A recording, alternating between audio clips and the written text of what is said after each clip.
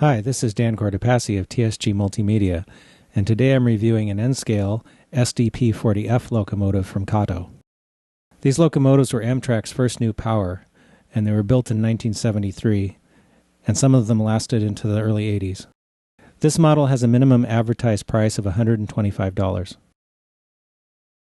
The paint on this model is really nicely done. I couldn't find any voids, and all of the lettering is crisp and legible. There's even a little builder's plate under the cab, which is not quite legible with magnification, but close.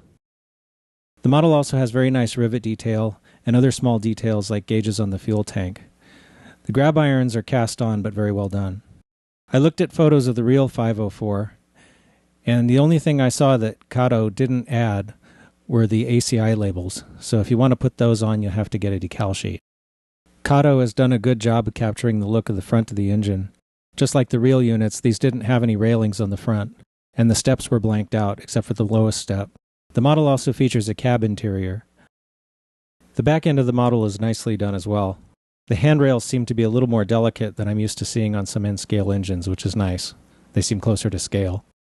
The model is equipped with Kato knuckle couplers on both ends. The coupler in front was a little bit low according to the Microtrain's height gauge. There's quite a bit of detail on the top of the model, including the dual steam generators in the rear.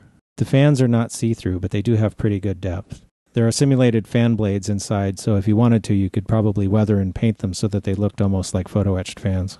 The horn detail is also really good. The model picks up electricity from all 12 wheels, and all 6 axles are powered. All of the wheels are in gauge according to the NMRA standards gauge. The engine weighs 5.3 ounces. I was able to measure 0.8 ounces of drawbar pull on my force gauge. I'm running the model with DC power.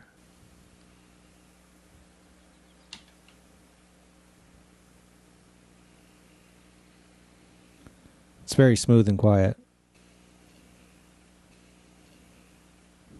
Probably with a good back EMF DCC decoder, the low-speed performance would be even better.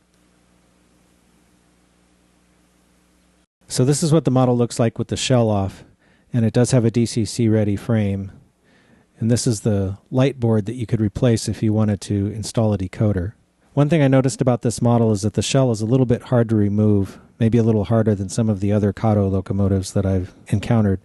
And one thing to remember is that these little handrails in the back need to be released before you try to pull the shell apart, because they connect the top and bottom.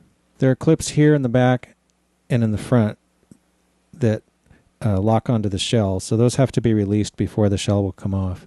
I had to use a little tiny screwdriver to kind of get it started, and then it came off pretty easily after that. I'm going to hold the model so we can run it and take a look at the lights.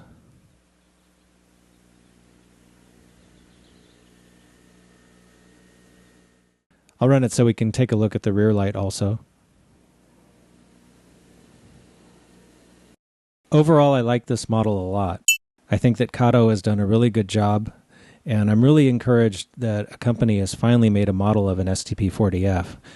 This is a locomotive that's been ignored for way too long in the hobby. I'm hoping eventually that they might do some of the other versions of this engine. Amtrak had another version that had a slightly different nose, and then a number of these ended up going to the Santa Fe, and the appearance changed a little bit, and of course they were painted in the blue and yellow war bonnet. So if they made those, I'm sure I would want to buy some.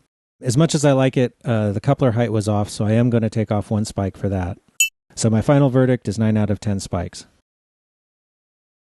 If you or your company make a product that you'd like us to review, please drop us a line at reviews@tsgmultimedia.com.